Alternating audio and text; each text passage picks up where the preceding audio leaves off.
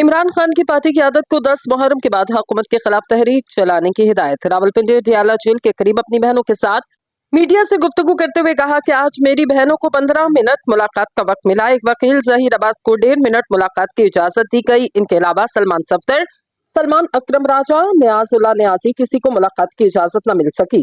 इनका कहना था यही कोशिशें हैं जिससे बानी को माइनस किया जा रहा। बानी ने 26वीं तरमीम की बात की है और इस तरमीम के नतायज वाज़ेह हो रहे। इमरान खान ने कहा कि आप लोगों का वोट चोरी कर लें और कहीं का वोट की अहमियत नहीं तो इसका मतलब माशरा ले आए हैं। अदलिया को गवर्नमेंट डिपार्टमेंट बनाते और जजेस के साथ ऐसा करें तो रूल ऑफ लॉ खत्म हो चुकी है। और बानी ने कहा कि इसके साथ अखलाकियात भी खत्म हो चुकी। अलीमा खान के मुताबिक बानी ने कहा कि असम्बलियों में बैठे लोग वोट से नहीं, मीडिया की आवाज बंद कर दी गई। 27वीं तरमीम लाई जा रही, इससे बेहतर के बादशाहत का ऐलान कर दें क्योंकि लोगों की आवाज खत्म कर दी गई।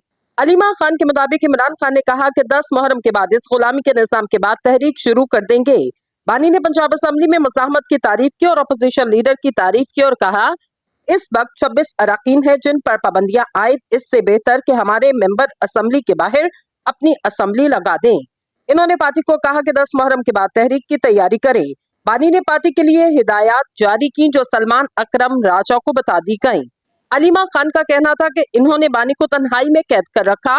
बानी को जेल में इनके हकूक नहीं दिए जा रहे, किताबें भी नहीं दे रहे। बानी कह रहे थे 22 घंटे तक बंद रखा जाता और सिर्फ 2 घंटे मिलते। 10 मुहर्रम के बाद पार्टी एहतजाज का लाएअमल जारी करेगी।